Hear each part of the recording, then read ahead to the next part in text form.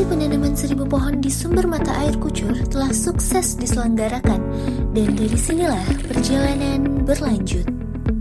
Jika tahap pertama adalah menyelamatkan sumber mata air, maka tahap kedua adalah menguatkan kehidupan di sekitarnya. Konservasi, edukasi, ekonomi kreatif berbasis bambu, semua terhubung dalam satu ekosistem. Nah teman-teman, sekarang kita sedang bersama Pak Sule selaku Ketua HPAI Malang Raya, penerima manfaat dari program Telkom Bumi Berserves 2025. Nah Pak Sule, setelah implementasi penanaman 1000 pohon kemarin itu, apa perubahan paling nyata yang Bapak lihat baik dari sisi lingkungan dan juga partisipasi masyarakatnya?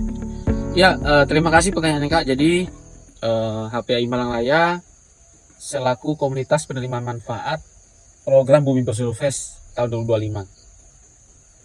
Alhamdulillah kami mampu mengimplementasikan 1000 tanaman yang ada di lokasi ini, di sekitaran ini ya, kurang lebih 2 hektar ya, mulai dari ujung selatan sampai ke atas, termasuk di area sini teman-temannya. Nah, dari 1000 pohon memang kami fokusnya ada 5 tanaman ya. Salah satu yang dominan adalah tanaman jenis ficus, yaitu tanaman pohon beringin. Nah, namun teman-teman, kami ya tidak memandang hanya menanam pohonnya saja, karena di sini adalah letak sumber mata air, dan juga ada potensi lokal yang perlu kita kembangkan supaya bisa menjadi satu ekowisata ya, misalnya ekowisata konservasi. Yang kedua, potensi dari tanaman bambu, karena di sini banyak tanaman bambu, cukup banyak ya, ada beberapa titik yang belum dimanfaatkan oleh warga teman-teman, sehingga kami ingin mengembangkan di penanam tahap kedua ini sebagai upaya meningkatkan ekonomi sirkular yang ada di desa Pandanlandung. Kenapa HPAI tidak berhenti di penanaman pohon saja, tetapi juga melakukan perkembangan lanjutan seperti konservasi dan ekonomi kreatif bambu? Urgensinya dan peluangnya itu apa, Pak? Ya, jadi kami perlu menangkap peluang ya, karena di sumber mata air ini yang kita konservasi memang belum dimanfaatkan dengan baik oleh warga sekitar ataupun oleh pihak desa. Sehingga dengan program Bumi Berserves tahun 2025, diimplementasi program untuk tahun 2026, kami ingin memacu semangat dari warga lokal ya, dan bisa kerjasama dengan BUMDes-nya untuk bisa memanfaatkan lahan yang ada di sini untuk bisa wisata edukasi ya, wisata edukasi konservasi dan pemanfaatan bambu untuk ekonomi kreatif. Misalnya ini, di lokasi ini ya memiliki ribuan pohon bambu, tetapi belum dimanfaatkan secara maksimal. Bahkan belum pernah ada warga yang mencoba pohon bambu itu bisa dibuat semacam handmade lah ya, buatan tangan yang bisa dijual. Padahal peluangnya ada, bahannya ada, bahan bakunya ada. Nah ini yang belum dimanfaatkan, sehingga kita mencoba dengan pohon bambu ini, warga lokal melalui BUMDes bisa menciptakan sesuatu yang berguna dan bisa dipasarkan. Nah ini peluang ini yang akan kami kembangkan di penanam tahap kedua Kak. Dengan total luas yang kita tanam kemarin adalah 2 hektar dan juga penerima manfaat langsung ada 345 kakak. Nah gimana sih Bapak memproyeksikan dampak jangka panjang program ini terhadap ketahanan air dan juga proyek ekonominya tadi dalam waktu 3-5 tahun ke depan?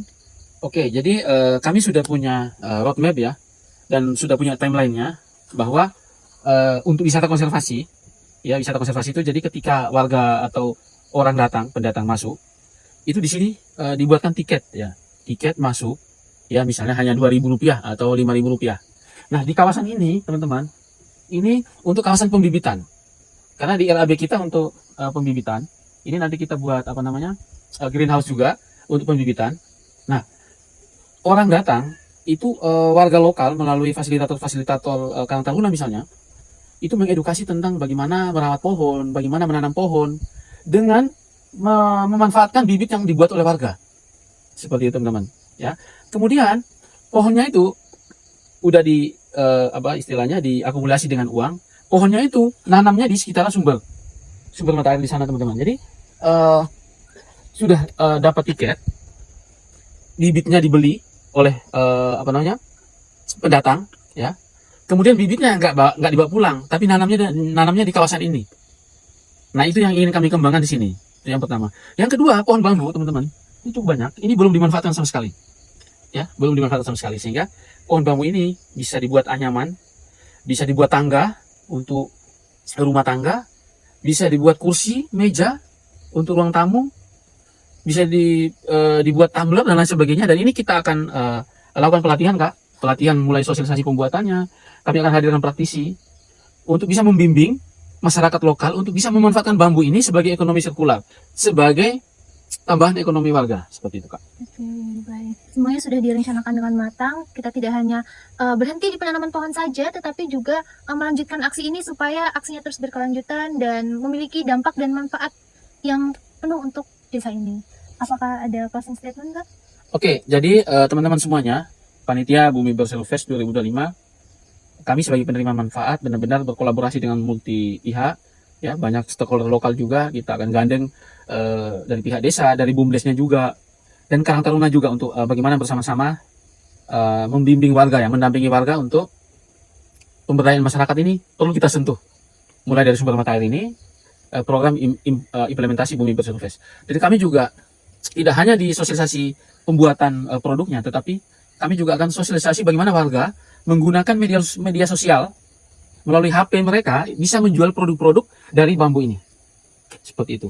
Jadi rekan-rekan semuanya, masyarakat Indonesia yang menonton video ini, mari kita jaga lingkungan kita supaya tetap asri, ya, supaya tetap bersih, supaya tetap hijau, dan jangan lupa kita mendampingi, melibatkan peran serta masyarakat untuk sama-sama membangun sirkular ekonomi yang berkelanjutan.